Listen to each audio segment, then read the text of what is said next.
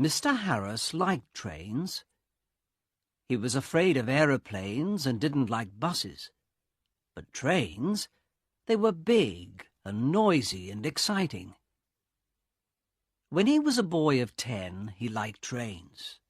Now he was a man of 50, and he still liked trains. So he was a happy man on the night of the 14th of September. He was on the night train from Helsinki to Oulu in Finland, and he had 10 hours in front of him. "I've got a book and my newspaper," he thought, "and there's a good restaurant on the train. And then I've got 2 weeks' holiday with my Finnish friends in Oulu."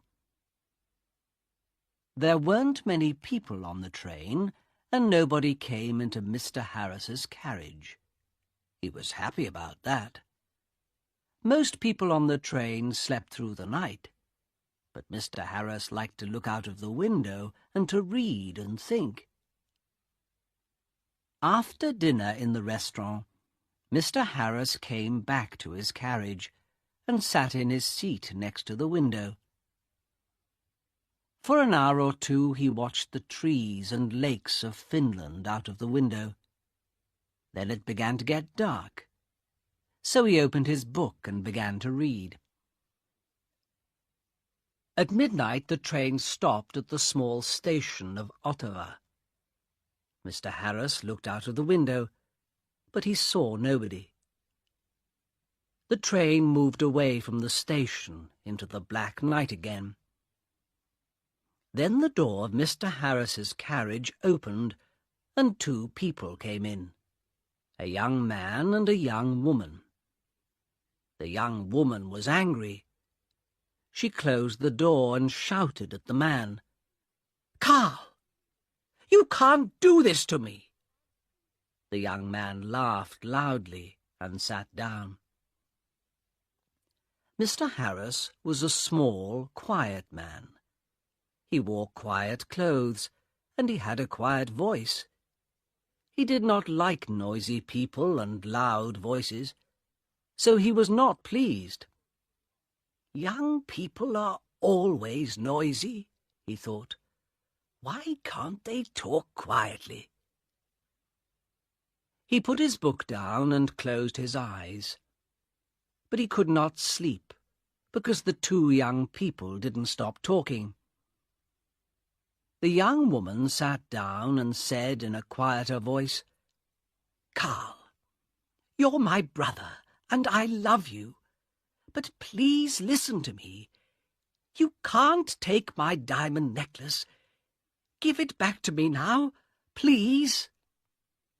Carl smiled. "No, Elena," he said. "I'm going back to Russia soon, and I'm taking your diamonds with me." He took off his hat and put it on the seat. "Elena, listen. You have a rich husband, but I have no money. I have nothing. How can I live without money? You can't give me money, so I need your diamonds, little sister." Mr. Harris looked at the young woman. She was small, with black hair and dark eyes. Her face was white and afraid. Mr. Harris began to feel sorry for Elena. She and her brother didn't look at him once. "Can't they see me?" he thought. "Carl," Elena said. Her voice was very quiet now, and Mr. Harris listened carefully. "You came to dinner at our house tonight, and you went to my room and took my diamond necklace. How could you do that to me? My husband gave the diamonds to me. They were his mother's diamonds before that. He's going to be very, very angry, and I'm afraid of him." Her brother laughed. He put his hand in his pocket, then took it out again and opened it slowly. The diamond necklace in his hand was very beautiful. Mr. Harris stared at it. For a minute or two nobody moved, and it was quiet in the carriage. There was only the noise of the train, and it went quickly on through the dark, cold night. Mr. Harris opened his book again, but he didn't read it. He watched Carl's face, with its hungry eyes and its cold smile. "What beautiful, beautiful diamonds," Carl said. "I can get a lot of money for these." "Give them back to me, Carl," Elena whispered. "My husband's going to kill me. You're my brother. Please help me. Please." Carl laughed again, and Mr. Harris wanted to hit him. "Go home, little sister," Carl said. "I'm not going to give the diamonds back to you. Go home to your angry husband." Suddenly there was a knife in the young woman's hand, a long, bright knife. Mr. Harris watched with his mouth open. He couldn't speak or move. "Give the diamonds back to me," Elena cried, "or I'm going to kill you." Her hand on the knife was white. Carl laughed and laughed. "What a sister," he said. "What a kind, sweet sister. No, they're my diamonds now. Put your knife away, little sister." But the knife in the white hand moved quickly, up, then down. There was a long, terrible cry, and Carl's body fell slowly onto the seat. The colour of the seat began to change to red, and the diamond necklace fell from Carl's hand onto the floor. Elena's face was white. "Oh, no," she whispered. "Carl, come back. Come back. I didn't want to kill you." But Carl didn't answer, and the red blood ran slowly over the floor. Elena put her head in her hands, and again in the carriage there was a long, terrible cry. Mr. Harris's face was white too. He opened his mouth, but he couldn't speak. He stood up and carefully moved to the door. The young woman was quiet now. She didn't move or look up at Mr. Harris. In the corridor, Mr. Harris ran. The guard was at the back of the train, and Mr. Harris got there in half a minute. "Quickly," Mr. Harris said. "Come quickly. An accident. A young woman. Oh, dear. Her brother he's dead." The guard ran with Mr. Harris back to the carriage. Mr. Harris opened the door, and they went inside. There was no dead body of a young man. There was no young woman, no blood, no knife, no diamond necklace. Only Mr. Harris's bags and his hat and coat. The guard looked at Mr. Harris, and Mr. Harris looked at him. "But," Mr. Harris began, "but they were here. I saw them. The young woman, she had a knife, and she killed her brother." "A knife, you say?" the guard asked. "Yes," Mr. Harris said quickly. "A long knife. And her brother took her diamonds, so she—" "Ah, diamonds," the guard said. "Was the young woman's name Elena?" he asked. "Yes, it was," Mr. Harris said. "How do you know that? Do you know her?" "Yes and no," the guard said slowly. He thought for a minute, then looked at Mr. Harris. "Elena di Saronelli," he said. "She had dark eyes and black hair. Very beautiful. She was half Italian, half Finnish. Her brother was a half-brother.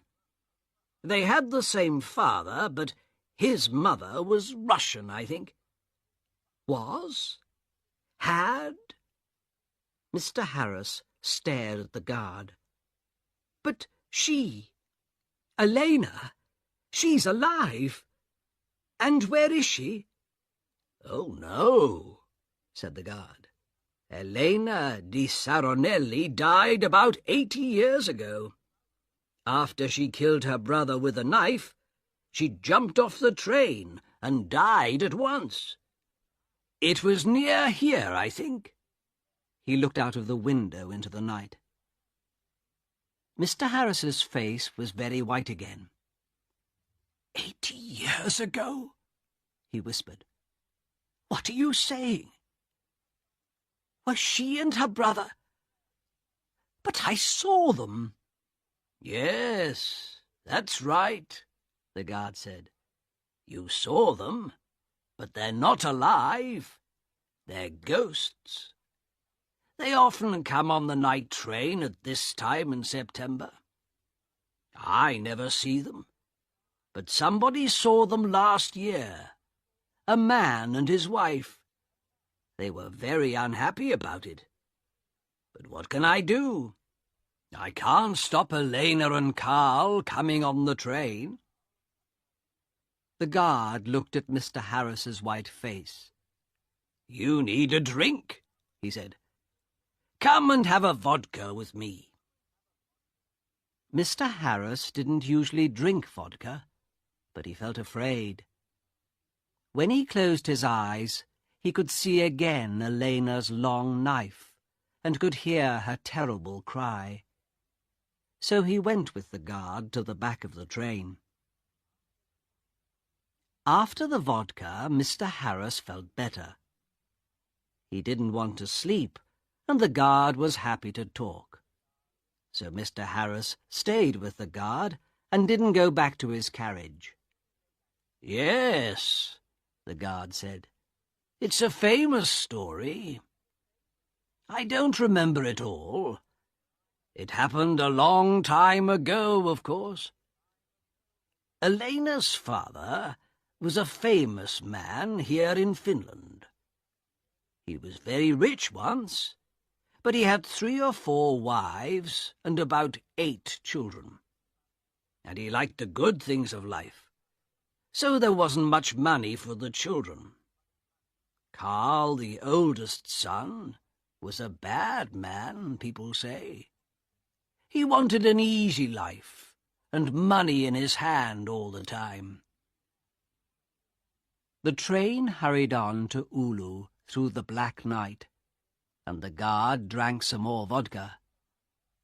Now, Elena, he said, she didn't have an easy life with those 3 difficult men. Her father, her brother, her husband. One year she visited her mother's family in Italy, and there she met her husband, Di Saronelli. He was rich, but he wasn't a kind man.